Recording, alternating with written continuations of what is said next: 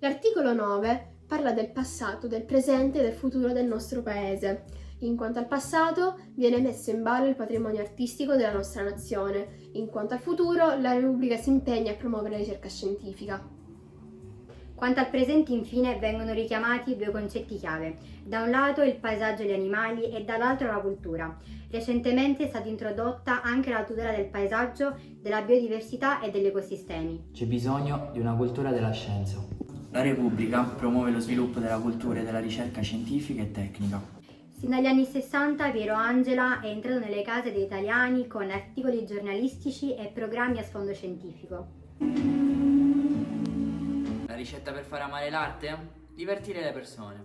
La cultura deve entrare dentro l'innovazione e viceversa, ci deve essere una compenetrazione che permetta al Paese di avere di sfruttare queste intelligenze straordinarie che abbiamo.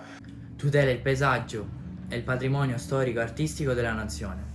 Grazie alle sue collaborazioni con archeologi e critici, Piero Angela ha mostrato le bellezze che il paesaggio italiano offre. Intelligenza in Italia, tutti geni, è vero, è un paese pieno anche tra l'altro di scienziati straordinari e poi di gente che ha idee, che ha fantasia. Quando si parla di ambiente ci vuole una visione olistica. Ho imparato che, a parte le cose del mio lavoro naturalmente, che ogni persona è una miniera di cose da scoprire. Anche le persone che apparentemente sono più ignoranti ti arricchiscono sempre. Tutela l'ambiente, la biodiversità e gli ecosistemi, anche nell'interesse delle generazioni future. La legge dello Stato disciplina i modi e le forme della tutela degli animali. Abbiamo visto il passato e il presente della ricerca scientifica, ma che ne sarà del futuro? A chi affidiamo il compito della divulgazione scientifica? Lo constatiamo, siamo in una fase nuova per diversi motivi, perché per la prima volta nella storia dell'umanità le vaccinazioni hanno cambiato il corso di una pandemia. Non è mai successo nella storia dell'umanità. Piero Angela, nel corso del suo ultimo programma di Super Quark, grazie all'aiuto di ricercatori, ha fatto diversi servizi sulla medicina e sulle nanotecnologie in campo chirurgico. La ricerca scientifica del futuro sta già nascendo e si sta sviluppando soprattutto nella medicina che usufruisce della nanotecnologia.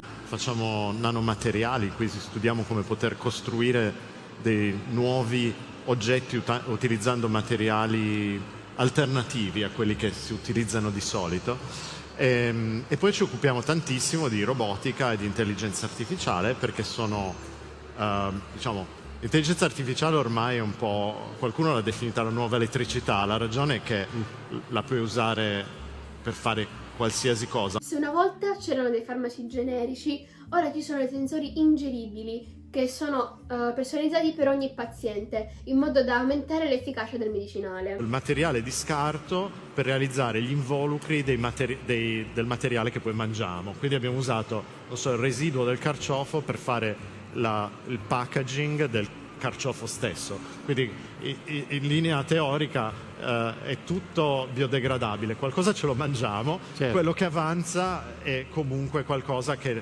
non inquina, via, cioè... che non ha un impatto ambientale, quindi sì. Piuttosto che buttarlo via, meglio utilizzarlo in questo modo e risparmiare la plastica. Inoltre la lotta contro il cancro si sta spingendo sempre più in avanti, affidando nuovi tipi di cure a delle nanoparticelle capaci di iniettare nella zona malata il farmaco nel momento giusto.